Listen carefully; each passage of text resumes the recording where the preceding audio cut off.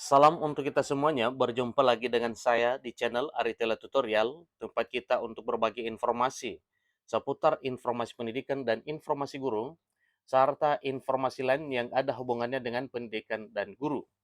Pada pertemuan kali ini, saya menyapa Bapak Ibu seluruhnya yang berhak untuk mendapatkan tunjangan hari raya dan gaji 13 di tahun 2023 tahun ini. Pada informasi kali ini ada satu hal kabar baik yang perlu saya bagikan kepada Bapak Ibu yang berhak untuk mendapatkan THR dan gaji ke-13 2023, yaitu tentang kepastian jadwal pencairan tunjangan hari raya dan gaji ke-13. Nah, Bapak Ibu, ini adalah dua hal yang melekat kepada Bapak Ibu yang berhak untuk mendapatkan tunjangan menjelang Hari Raya Idul Fitri ini. Nah, informasinya Bapak Ibu yaitu tentang kepastian pencairan, artinya jadwal pencairannya, THR dan gaji ke-13. Ini langsung diinformasikan oleh Menteri Keuangan Sri Mulyani bersama dengan Menpan RB Abdullah Azwar Anas. Nah, informasinya Bapak Ibu, simak terus, jangan ketinggalan.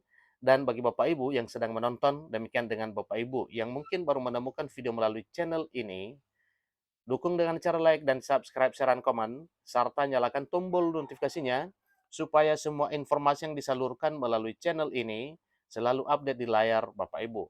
Tanpa basa-basi lagi langsung pada informasinya. Nah, di sini ditulis satu informasi yaitu sabar, tenaga honorer dan guru honorer harus siap dengar kabar THR 2023 ini. Karena titik-titik. Nah, artinya ada sesuatu hal yang perlu diinformasikan kepada Bapak Ibu. Ini informasi terkini per 31 Maret 2023, barusan saja hari ini. Beritasulraya.com mencatat satu informasi penting yang perlu kami bagikan kepada Bapak Ibu setanah air yang berhak untuk mendapatkan tunjangan hari raya dan gaji 13 2023. Informasinya yaitu tentang informasi tunjangan hari raya atau THR telah diumumkan secara resmi oleh Kementerian Keuangan Sri Mulyani bersama Kementerian Penanggulangan Aparatur Negara dan Reformasi Birokrasi Menpan RB Abdullah Azwar Anas. Nah, tentunya ini adalah sumber informasi yang perlu kita percayai karena memang kedua pejabat negara ini adalah orang-orang penting yang berperan dalam hal menyampaikan satu informasi penting kepada publik. Namun, tenaga honorer serta guru honorer harus menyiapkan diri untuk penerimaan tunjangan hari raya pada tahun 2023 ini karena Menteri Keuangan yaitu Sri Mulyani telah menyampaikan bahwa pemberian THR atau tunjangan hari raya untuk aparatur negara. Pemberian tunjangan hari raya atau THR untuk aparatur negara telah disampaikan secara resmi oleh Menteri Keuangan Sri Mulyani bahwa pencairan tunjangan hari raya atau THR ini akan dilakukan mulai tanggal atau mulai dari H-10 dari Hari Raya Idul Fitri tahun 2023 tahun ini.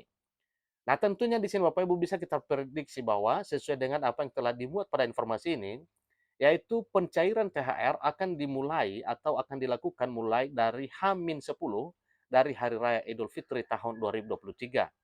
Saya yakin bahwa Bapak Ibu memahami hal dimaksud.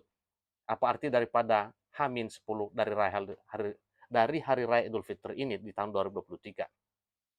Lalu tunjangan hari raya atau THR tahun 2023 juga telah ditetapkan peraturannya yang berlaku untuk perusahaan dan disampaikan secara resmi oleh Menteri Ketenagakerjaan.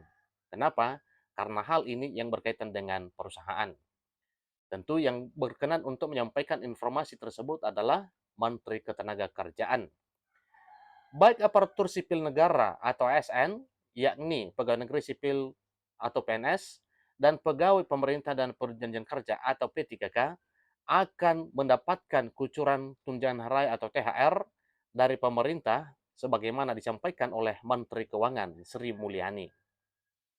Sesuai dengan apa yang telah dilansir beritasulraya.com dari Peraturan Menteri Keuangan Nomor 75 garing PMK.05 garing 2022 yang mengatur tentang petunjuk teknis penyaluran tunjangan hari raya atau THR dan gaji ke-13. Berikut penjelasan penerima THR pada tahun 2023. Dalam Permenkeu tersebut telah diatur bahwa yang berhak menerima THR serta gaji ke-13 adalah pegawai ASN baik PNS dan P3K. Selanjutnya, yang berhak menerima THR dan gaji ke-13 yakni pegawai pegawai Tentara Nasional Indonesia (TNI), pegawai Kepolisian Indonesia (Polri), pejabat negara, pensiunan, dan pegawai lain yang sesuai dengan peraturan. Namun, tidak disebutkan penerima THR untuk tenaga honorer ataupun guru honorer. Nah, tentu lain versi dengan ada informasi yang mengatakan bahwa ada tunjangan Bapak Ibu honorer, yaitu tunjangan hari untuk honorer non-ASN. Tetapi pada informasi ini, hal ini tidak disebutkan. Tetapi yang disebutkan di sini, yaitu yang berhak menerima THR dan gaji ke-13, yakni pegawai Tentara Nasional Indonesia atau TNI, pegawai Kepolisian Indonesia Polri, pejabat negara, pensiunan, dan pegawai lain yang sesuai dengan peraturan.